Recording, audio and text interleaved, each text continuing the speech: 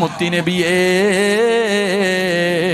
നന്നാകണം നബിയേ, ഒരുപാട് നന്മകൾ ചെയ്യണം നബിയേ, അതിനൊരു വഴി പറഞ്ഞു തരാൻ അള്ളാന്റെ റസൂലിനോട് ചോദിക്കുമ്പോ നിസ്കരിക്കാൻ മടിയുള്ളവന്, അഹങ്കാരികളെ പോലെ നടക്കുന്നവന്, ഒരിക്കലും നന്നാകില്ലെന്ന് കരുതുന്നവന് നിനക്ക് നന്നാകാൻ ഒരു വഴി പറഞ്ഞു തരാ.